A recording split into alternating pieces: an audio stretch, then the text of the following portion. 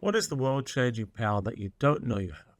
In this video, let me tell you what it is and how to activate it, and why most people unconsciously choose not to. Imagine that you're walking along a deserted beach, the only person for miles, feeling angry, lost, and depressed. A feeling of deep hopelessness filling your spirit. Nobody cares about you. Everything you do fails, and nothing you do matters anyway. So why bother? But what if then you notice an antique bottle washed up on the shoreline? You walk over to it, pick it up, and rub the ancient relic, whereupon a great genie emerges towering above you. In a booming voice, the great genie says, "I see that you are in turmoil, but I'm a genie, and I can grant you the power to transform your entire world and to bring you inner peace in almost any situation, no matter how challenging or how stressful. Do you want me to grant you this future now?" The question I have for you, the viewer, is, would you take up the genie's offer? But wait, what if the genie then gave you a warning and said, "But first, you must realize that there is a price to pay if this future is to be granted. You must release all the stories and dramas from within your mind, all your blame, your judgments, and your resentments, and all the games you like to play for power and attention." Yes, I am talking to you. You must forgive the world, and most of all, you must forgive yourself. And one more thing, you have to get off Twitter. X. Would you still take up the genie's offer? In this video, I'm going to reveal the truth, that the genie's bottle is already in your hand and that life is ready to grant you that wish, if you should choose to accept it.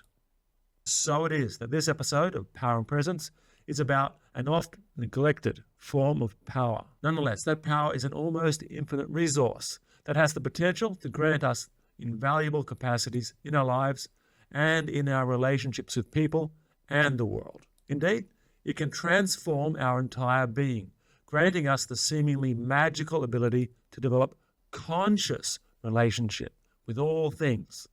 I'm talking about embodied presence, the ability to bring your mind into a state of empowered and restful equanimity at will. And this can typically be done completely independently of what is going on around you. Most crucially, once this capacity for embodied presence is developed and mastered, it is almost impossible for anyone to take it away from you. Think of the power in that. For almost all other resources can be appropriated by another person, tribe, or organization, no matter how much control we believe we have over the resource at any given time. The key to the kind of empowerment I'm talking about in this video and in my book, Power and Presence, is your ability to activate embodied presence at will. That's the key. To be able to observe and witness your mind and its mental and emotional machinations without being drawn into your mind's wake. Imagine the Titanic is sinking. You are in the water, and the wake of its great mass is sucking you down towards the frigid depths of the North Atlantic. To join Jack, a.k.a. Leonardo DiCaprio. That was my favorite part of the movie.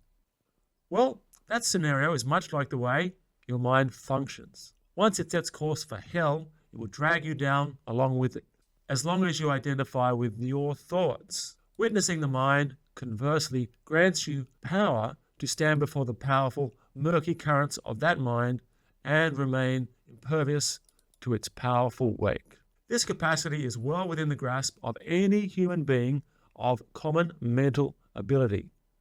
And I'm going to assume that includes you. But to activate this power, you must also possess an intention to assume responsibility for your thoughts and feelings as they arise within your mind. This is the price that our genie was talking about. This is part of what I call cognitive responsibility.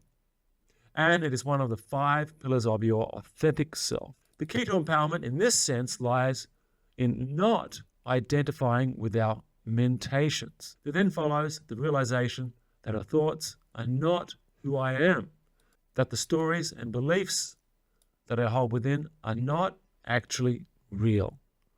They are phantoms of the past or the specters of imagined futures. Let me say more about the price that you're going to have to pay, if indeed you want to embody this kind of power. The first obvious inconvenience is that we need to begin to assume responsibility for all the judgments and projections that arise within our minds. These are the mental verdicts which are typically delivered as we condemn our fellow human beings, our world, our circumstances, and most of all, the condemnation of the moment we are experiencing right now. For the ego is the unobserved mind, and it tends to confuse its projections with the situation it's in, with the objects or people being observed. For example, I'm having a bad day. That guy's got issues. This is no way to run a country. Okay, you might have a certain point with that one. Alternatively, mind likes to project inwards. Shit, I screwed up again. I'm just not good enough. I deserve this. And of course, every mind's favorite, they're going to find out who I really am. Then they'll come for me. Beating yourself up isn't very empowering by definition, and it isn't evidence of cognitive responsibility. What is empowering is being able to be present with judgments and stories and their associated beliefs as they arise, and making sure that you do not believe in the self-limiting story or identity that is attached. When we are present to the mind, we notice when we make poor choices or do something wrong. Then acknowledge that and assume responsibility without being unduly harsh on ourselves. Learning and wisdom thus emerge naturally from embodied presence. It's important to realize that the power that emerges from embodied presence in no way guarantees a desired or expected outcome. It typically reduces the possibility of certain kinds of conflicts and dramas, and it can certainly help you develop a greater sense of empowerment. But the boss may still go off at you. People may still gossip. You might be discredited or even fired, unjustly or otherwise. The kind of power I talk about here is thus not about the outcome. It's about the process, about the present moment and your ability to return to the truth of it at will. The great news is that the present moment never leaves you. It is always here to be rediscovered. Nonetheless, you can leave it, and probably regularly do.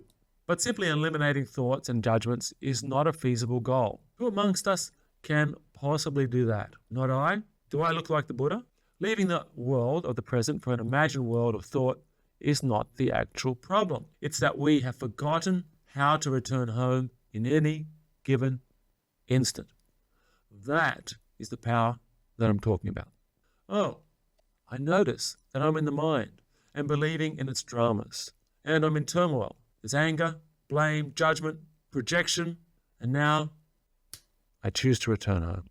But how do you do that, especially in a world where we increasingly spend time online and where the algorithm is spinning stories of judgment and blame and targeting our enemies for projection?